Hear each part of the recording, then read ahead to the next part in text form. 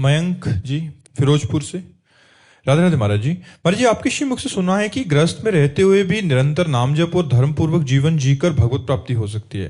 महाराज जी, मैंने आपके जीवन के बारे में भी सुना है कि आपका जीवन अत्यंत कठिन रहा है, भिक्षा से जीवन यापन और कठोर तपस्या रही है, जबकि आप चाहते तो गृहस्थ में रहकर भी भजन कर सकते। तो मेरा जिज्ञासा है कि जब गृहस्थ में रहकर ही भजन संभव है तो अनेक संतजन संन्यास मार्ग क्यों अपनाते हैं और इतना कष्टपूर्ण जीवन क्यों जीते हैं?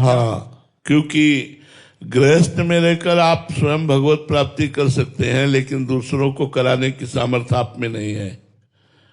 और विरक्त में रह करके लोक को भगवत प्राप्ति कराने की सामर्थ्य है। एक दो व्यक्ति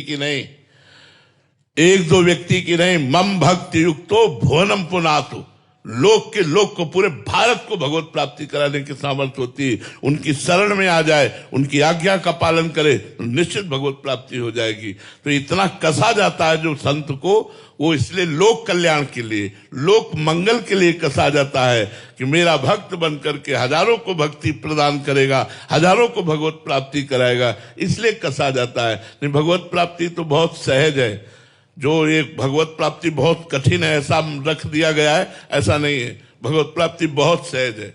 आप अपने घर में जो काम करते हैं, किसानी, व्यापार, नौकरी, उस कर्म को अच्छा कीजिए, बेईमानी मत कीजिए, घूसखोरी मत कीजिए, अधर्म मत कीजिए, कोई भी कपट मत कीजिए, ईमानदारी से अपने कर्तव्य का पालन कीजिए और राधा राधा नाम जप कीजिए। और जो भोजन है वो भगवान को अर्पित करके पाइए। कभी संत महात्माओं का सौभाग्य बन जाए पवाने का, उनको पवा दीजिए, हो गई भगवत प्राप्ति। आप निश्चित, जब आपका शरीर छूटेगा आपको भगवत प्राप्ति हो जाएगी।